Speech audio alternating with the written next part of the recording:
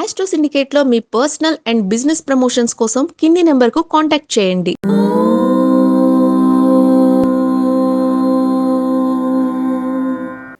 ఓం శ్రీ గురుభ్యో నమః. హరి ఓం. నితాంతకాంతదంతకాంతిమంతకాంతకాత్మజం అచింత్య రూపమంతహీన మంతరాయ కృంతనం హృదంతరే నిరంతరం వసంతమేవ యోగినాం తమేకదంతమేవ తం విచింతయామి సంతతం. అందరికీ నమస్కారం. మనకి ఈరోజు ఒక విశిష్టమైనటువంటి ప్రతిమాసంలో వచ్చే దాదాపుగా ప్రతిమాసంలో వచ్చేటువంటి చతుర్దశి, అదేనండి బుజ్జయ్య చతుర్దశి, సంకటహర చతుర్థి. మీరు సంకటహర చతుర్థి రోజున ఏమేం చేస్తున్నారు? స్వామివారికి అభిషేకం చేస్తారు, గరికతో పూజ చేస్తారు. మరి ఈ రోజున వినాయకుడి కథ చదువుకుంటున్నారా? వినాయక ఉత్పత్తి కథ, అలాగే ఈ యొక్క స్వామివారి విజయం అంటే సుబ్రహ్మణ్య స్వామి మరి గణపతి విజయ గాథ, అది కూడా చదువుకోవాలి. అలాగే మీరు తప్పకుండా ప్రతి తల్లిదండ్రులకు ఉన్నటువంటి పిల్లలందరూ కూడా తల్లిదండ్రులకి ప్రదక్షిణ నమస్కారం చేసుకోవాలి. భువనాన్ని అంటే భూమిని మొత్తం కూడా తిరిగినటువంటి ఫలితం కలుగుతుంది. అదే కదా మనకి బుజ్జయ్య కథలో ఉంది. ఇవి అక్కర్లే మనకి, ఏదో పాపం పోవడానికి ఇట్లా అనుకోవడం, ఇట్లా అనుకోవడం, ఇట్లా అనుకోవడం, ఇవి తప్ప మనకు ఇంకోటి లేదా? అంటే భగవంతుని పూజించి తల్లిదండ్రులను విస్మరించడం ఎందుకు? భగవంతుని పూజించి తల్లిదండ్రులు కూడా పూజిస్తే మంచిదిగా.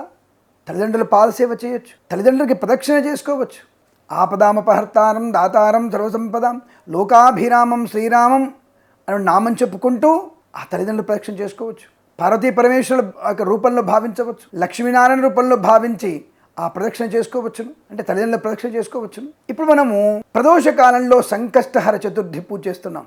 గరికతో పూజ చేయండి, నిజంగా చాలా మంచిది. ప్రదోష కాలంలో హోమం కూడా మంచిదే, మోదకాలతో హోమం కూడా మంచిదే. భగవంతుని సేవించిన ఇంటికి వెళ్ళి తల్లిదండ్రులకి ప్రదక్షిణ చేసుకోవడం ఇంకా మంచిది, అనుకూలతని ఆనందాన్ని కలిగిస్తుంది. ఇంకొకటి విశేషంగా మనకి ఈసారి సంకష్టహర చతుర్థి 16/4/2025 బుధవారం వచ్చింది. మొన్న ఒకరోజు మనకి విష్ణు పూజ కూడా మనకి ఏకాదశి అనుకుంటాను, వామన ద్వాదశి, మరి బుధవారం వచ్చింది. ఈరోజు సంకష్టహర చతుర్థి కూడా బుధవారం వచ్చింది. బుధవారం వినాయకుడికి ప్రీతి. అలాగే ఈరోజు అనురాధ నక్షత్రం ఉంది. చాలామందికి అర్ధాష్టమి తొలగిపోయి శుభయోగం కలిగేటువంటి శుభమైన వాతావరణం. కానీ వీరికి అద్భుతమైనటువంటి మహారాణి యోగాలతో పాటుగా దురదృష్టం కూడా వెంటాడుతుందండో. ఏమిటది? మే 19 తర్వాత గురుడు వీరికి కాస్త అష్టమంలోకి వెళ్ళే ప్రయత్నం. అష్టమ గురుడు తర్వాత నవమ గురుడు అవుతాడు, మళ్ళీ అష్టమ గురుడు అవుతాడు అనుకున్నది వేరే విషయం. కానీ అష్టమ గురుడు 4 మాసాలు ఇబ్బంది పెడతాడండి, జాగ్రత్త.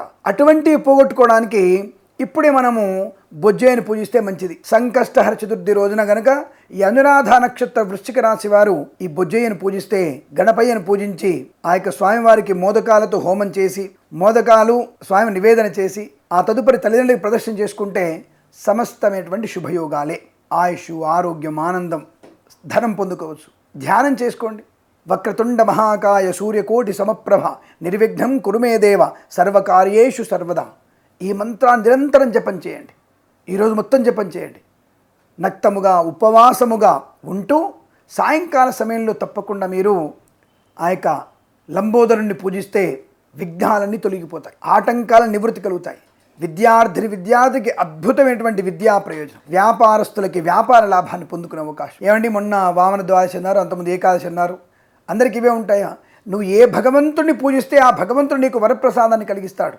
కొంతమందికి గణపయ్య ఇష్టం, కొంతమందికి శివయ్య ఇష్టం, కొంతమందికి నారాయణమూర్తి ఇష్టం. కానీ అందరూ ఒకటే భావన గుర్తుపెట్టుకోండి. అందరూ ఒకటే. 3,000,000 దేవతలు మనకున్న అందరూ కూడా ఒక్క రూపంలోనే కనపడతారు మనకి.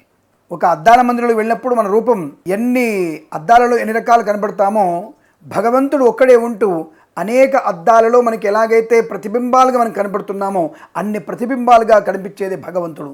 కానీ నిజానికి ఒక్కడే. ఆ విషయాన్ని తెలుసుకోలేక మనం ఇబ్బంది పడుతుంటాం. కాబట్టి నీ నచ్చినటువంటి భావనతో నచ్చిన రూపంలో పూజించు. ఏ రూపంలోకి నీకు పూజించేటువంటి అవకాశం ఉంది. కాబట్టి 16/4/2025 బుధవారం రోజున ప్రదోషకాలంలో ఈ యొక్క సంకటహర చతుర్థి పూజ, అలాగే హోమము జరిపించిన వారికి చాలా మంచి ప్రశాంతత, ఆనందయోగం కలుగుతుంది. అలాగే గణపతి పంచరత్న కీర్తన ముదాకరాత్తమోదకం సదా విముక్తి సాధకం అనేటువంటి పంచరత్నాలు ఉంటాయి. అవి చదవండి, మంచి అనుకూలతని ప్రశాంతతని కలిగిస్తుంది.